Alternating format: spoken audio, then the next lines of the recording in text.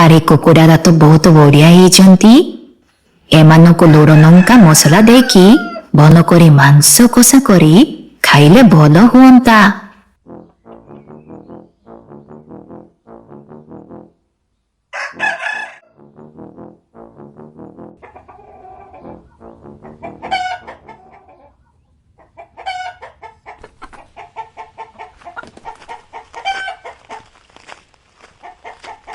ଆରେ ମୋ କୁକୁଡ଼ା କିଏ ନେଇଗଲା କିରେ?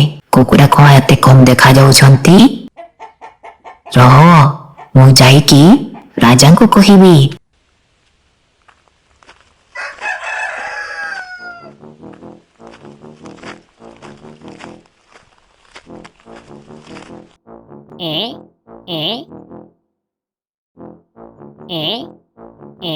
ଆରେ ଶାଗ ଗୁଡାକ ତ ବହୁତ ସୁନ୍ଦର ହେଇଛି। ଏ ଶାଗକୁ ଖାଇଲେ ଭଲ ହୁଅନ୍ତା। ଟିକେ ଆଖିର ଦେଖିବା ଶକ୍ତି ବଢିଯାଆନ୍ତା।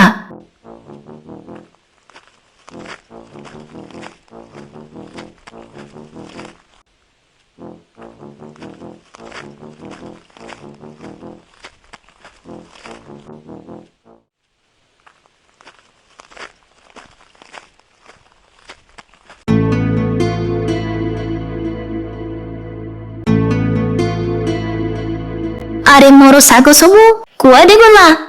କେତେ କଷ୍ଟରେ ସବୁଦିନ ପାଣି ଦେଇ ଚାଷ କରିଥିଲି। ରହ, ମୁଁ ଯାଏ ଆଉ ରାଜାଙ୍କୁ କହିବି, ଆଉ ସେ ଚୋରକୁ ଦଣ୍ଡ ଦେବାକୁ କହିବି।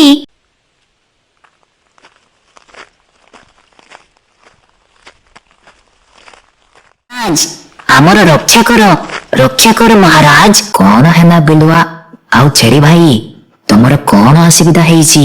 ମହାରାଜ, କିଛି ଦିନ ହେଲା ମୁଁ ବହୁତ ଚିନ୍ତାରେ ଅଛି। କେହି ଜଣେ ମୋର କୁକୁଡ଼ାକୁ ଚୋରି କରି ନେଇ ଯାଉଛନ୍ତି।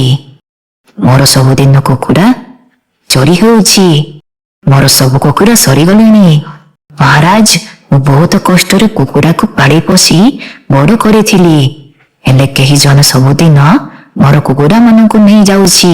ହଁ ମହାରାଜ, ମୋର ମଧ୍ୟ କେହି ଜଣେ କିଛି ଦିନ ହେଲା ମୋର ବାଡ଼ିରୁ ଶାଗ ସବୁ ଚୋରି କରି ନେଇ ଯାଉଛି। ହଉ ତେବେ ବିଲୁଆ ଭାଇ ଆଉ ଛେଳି ଭାଇ, ବ୍ୟସ୍ତ ହୁଅନି, ମୁଁ ନିଜେ ଯାଉଛି ତାକୁ ଧରିବାକୁ।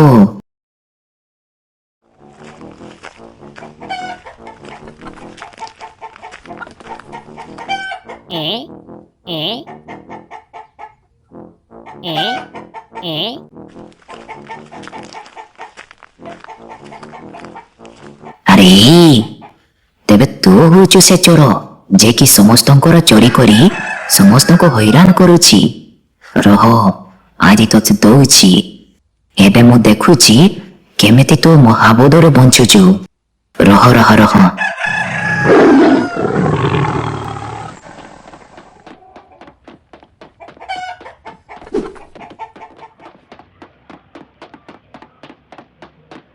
ହେ ଭଗବାନ, ମତେ ବଞ୍ଚାରେ, ନହେଲେ ବାଘ ମତେ ଆଜି ମାରିଦବ। ଦୌଡ଼ିବି ଜଲ୍ଦି, ନହେଲେ ଆଜି ବାଘ ମାମୁଁ ମୋର ମାଂସ ଫିଷ୍ଟ କରି ଖାଇଯିବ।